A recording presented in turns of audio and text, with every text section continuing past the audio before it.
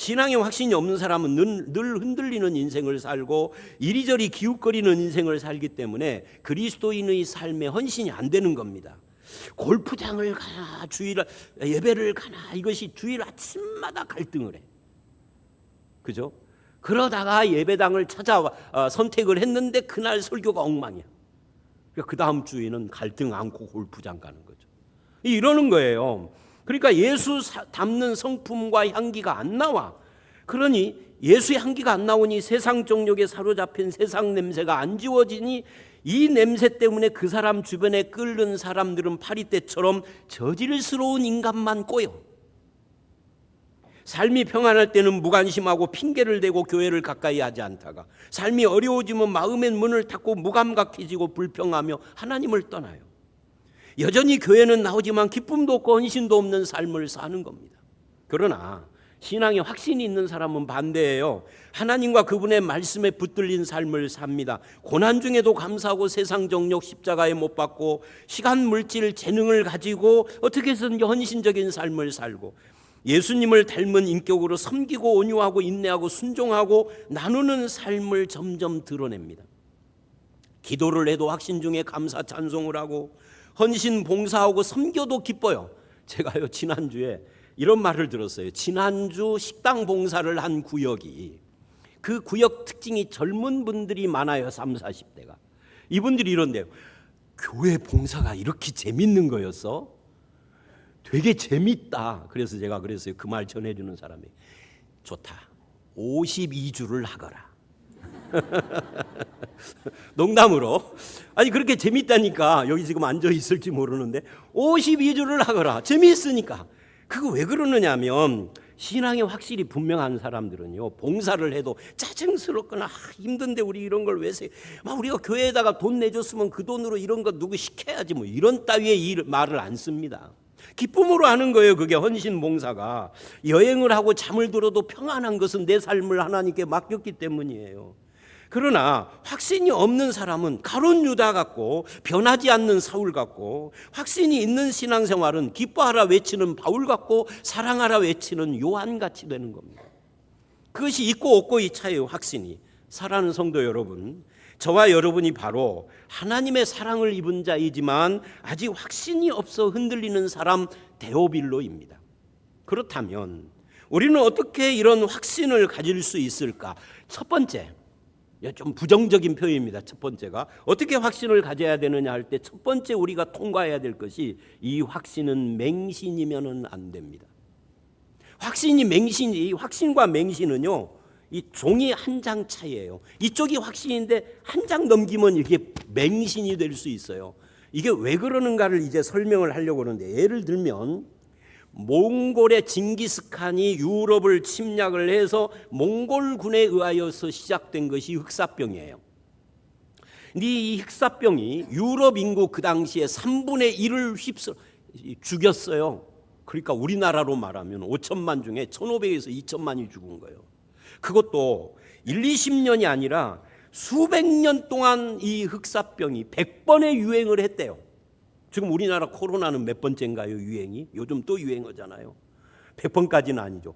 야, 이 코로나가 100번 가면 어떻게 되나 하는 그런 염려가 사실은 살짝 생기기는 하는데요. 그러지는 않겠죠. 그러니까 유럽 전역을 막 휩쓰는 거예요. 그런데 아이러니하게도 이 흑사병을 퍼뜨린 주범 중에 하나가 누구냐면 천주교입니다.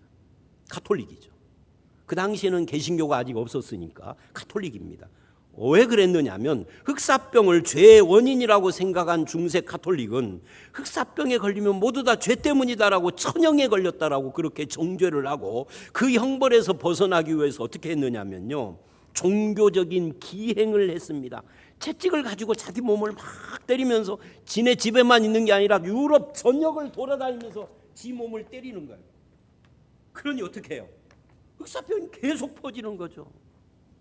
여기에는 신부들도 예외가 아니었습니다. 그러니까 무지함의 결과였던 거죠.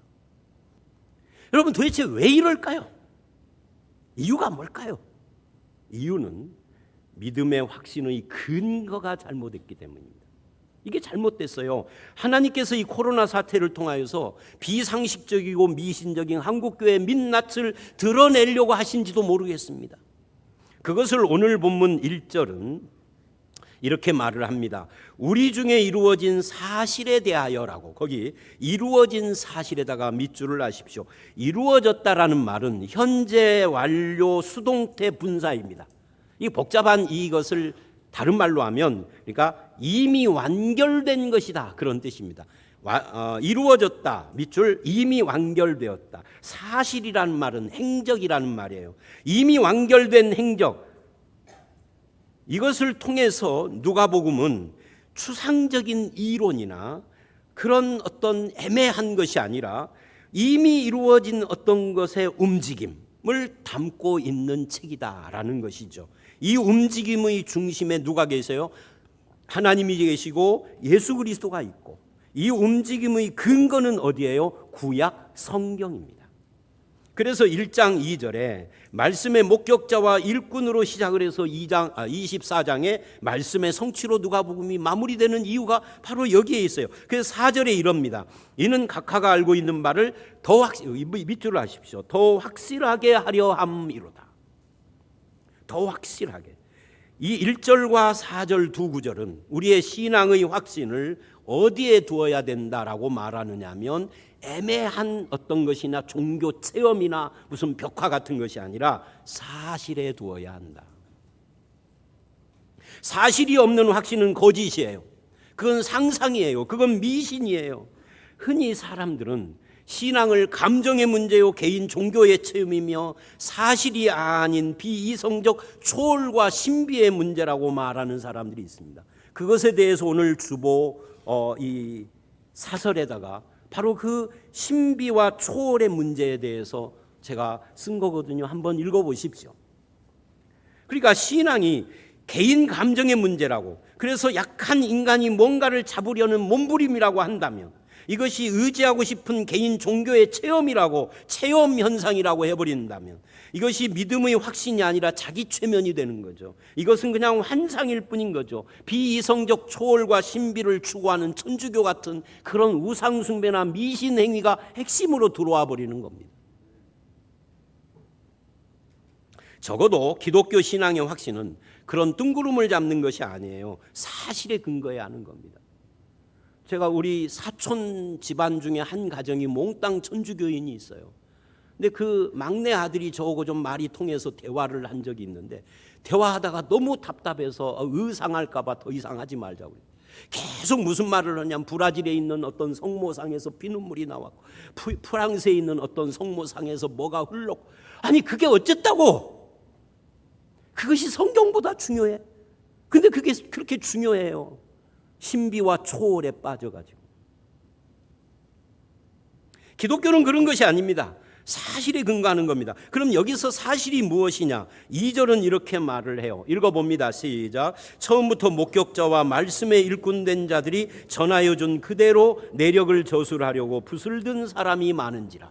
누가 말고도 사람들이 많다 그 말이죠. 그런데 여기에 목격자와 말씀에 일꾼된 자들, 이게 조금 애매하게 번역을 했어요. 새 번역은 이렇게 말을 합니다. 말씀의 목격자와 전파된 자들이라고. 거기다 밑줄을 하십시오. 그리고 그렇게 써놓으세요.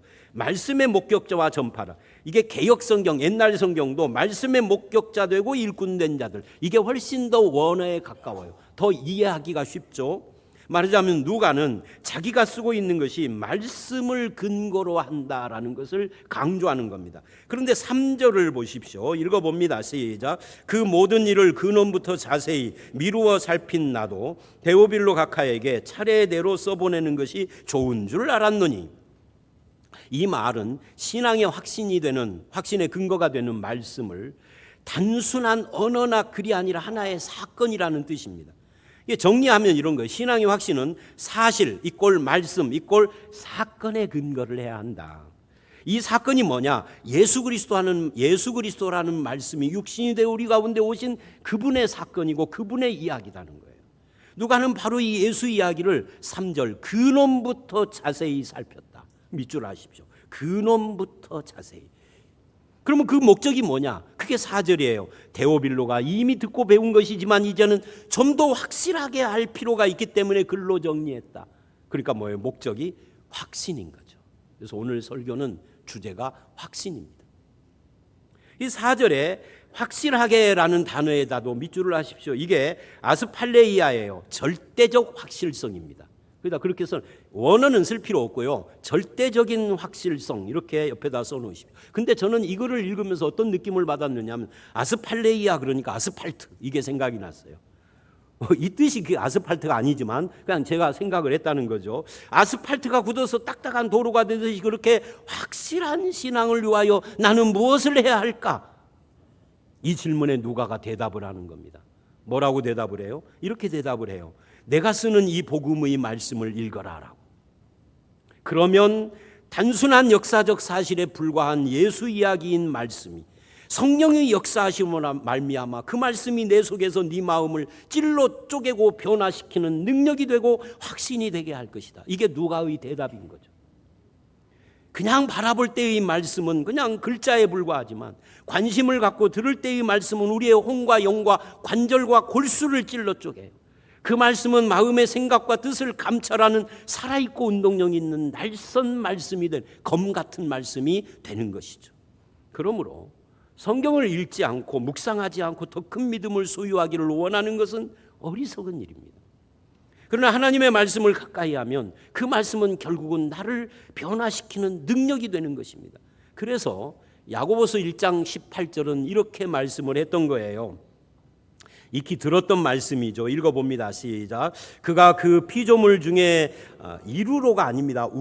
여기 바꾸셨군요. 우리로 계속 읽으십시다. 시작. 우리로 한 천 열매가 되게 하시려고 자기 뜻을 따라 진리의 말씀으로 우리를 낳으셨느니라. 제 노트에는 우리로를 이루로로 이렇게 잘못해놨는데 고치셨네요. 이 사람이 거듭나는 것은 성령의 역사입니다. 그런데 그 성령께서 어떻게 역사하시느냐 할 때는 진리의 말씀으로 역사하는 거예요. 그래서 종교개혁자들은 이렇게 말을 했어요. 사람이 거듭나는 것은 성령께서 말씀을 가지고 역사한 결과다라고요. 그래서 말씀이 없는 성령은 성령이 아니고 성령이 빠진 말씀은 그냥 글자에 불과한 거죠. 말씀으로 역사하는 성령이 진실인 겁니다. 그래서 야고보서 1장 21절은 또 이렇게 말을 해요. 읽습니다. 시작. 너희 영혼을 능히 구원할 바 마음에 심어진 말씀을 온유함으로 받아. 이 마음에 심은 성령께서 내 마음에 말씀을 심어 놓은 것이 우리를 거듭나게 한다는 거죠. 우리를 능히 구원하는 것이라는 거죠. 23절은 이렇게 말을 해요. 이 말씀을 듣고 행하는 자가 되라고. 그리고 25절은 이렇게 말을 해요. 그렇게 말씀으로 구원받은 자가 말씀을 듣고 행하면 그 말씀이 우리 속에서 우리를 자유하게 하는 율법이 된다고요. 이것이 말씀입니다. 근데 문제는 한국교회는 이 말씀의 능력을 지금 잃어버리고 있다는 거예요. 말씀이 서야 할 자리에 무슨 사고방식, 무슨 능력, 무슨 영성이냐고 자꾸만 다른 것들을 끼워 넣는다는 거예요.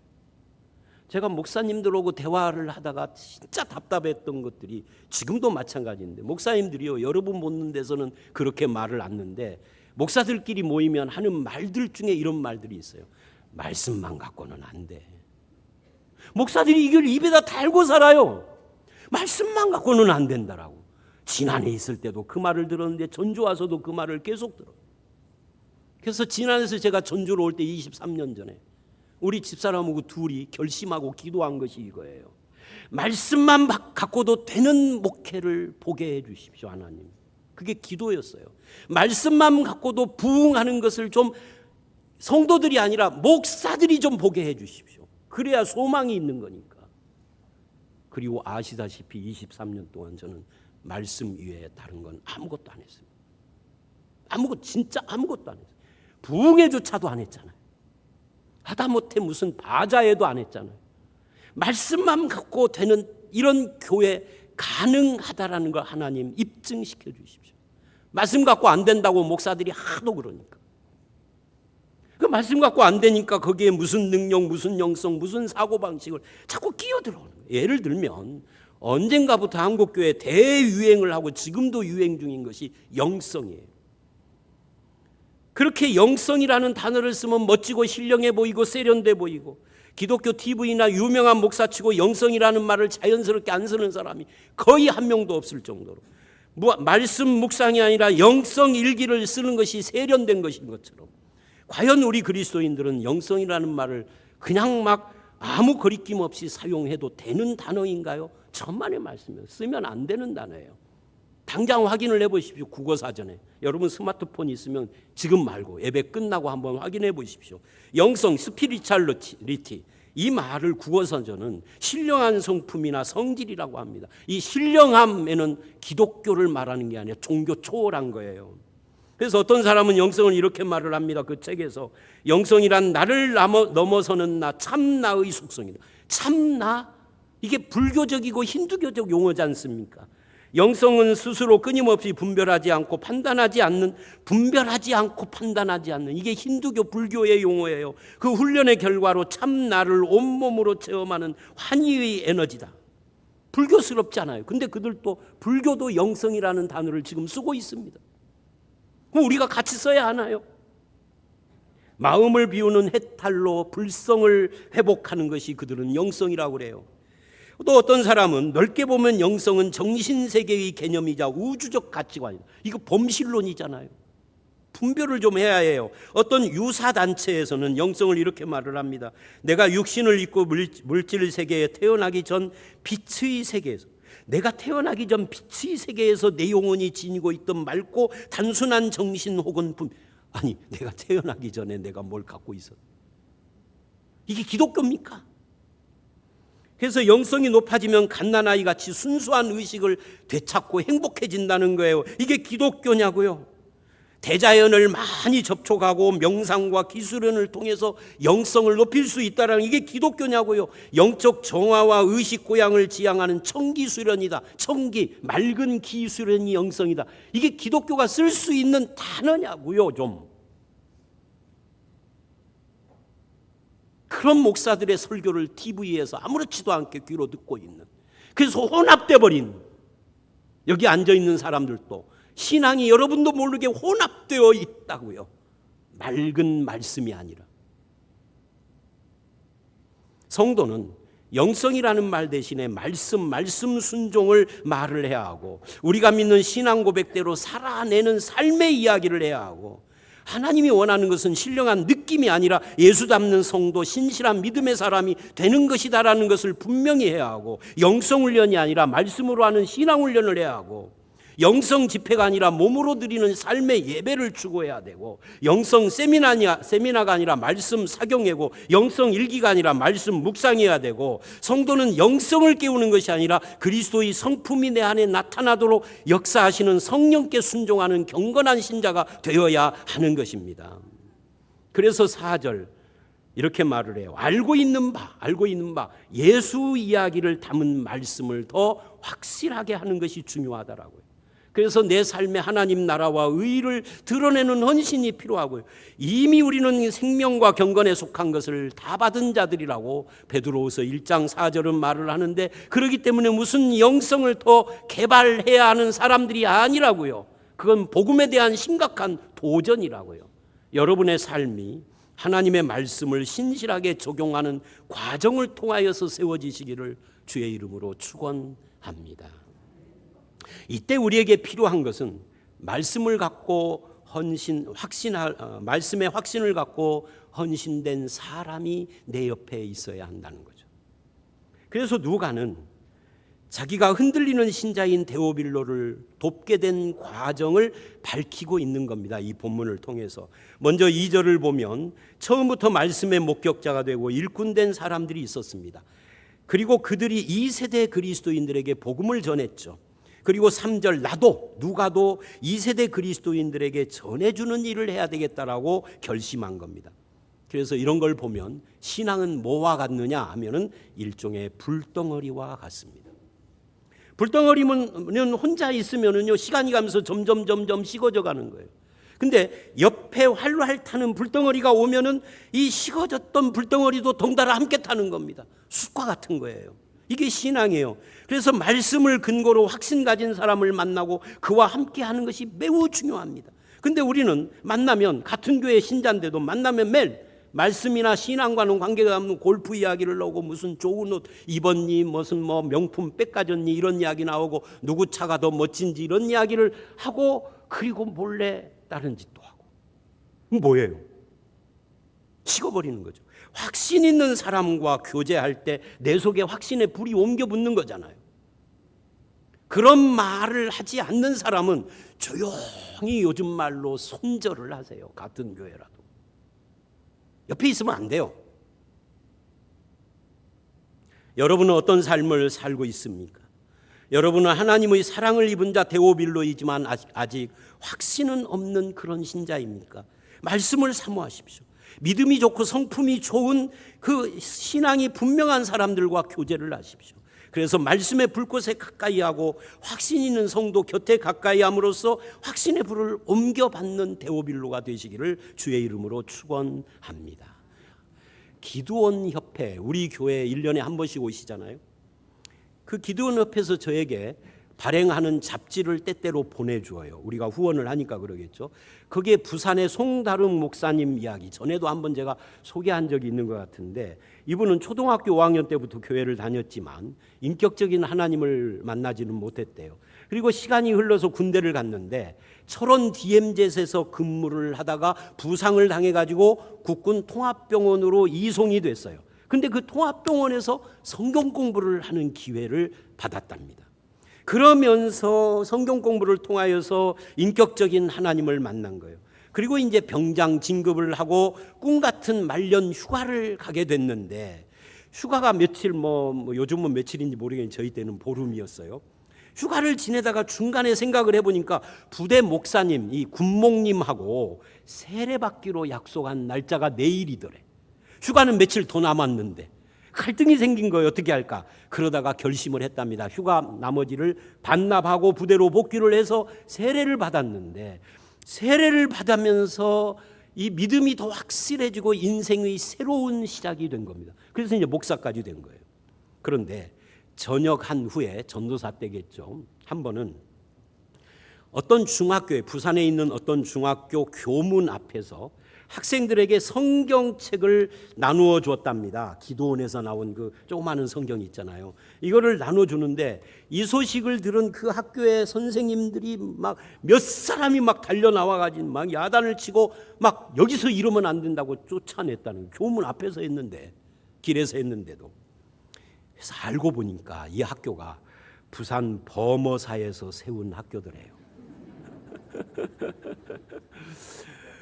불교 중학교 고등학교였던 거죠. 근데 그걸 모르고 그냥 일반 학교인 줄 알고 가서 불교 중학교 학교를 할지라도 가서 전도할 수 있죠.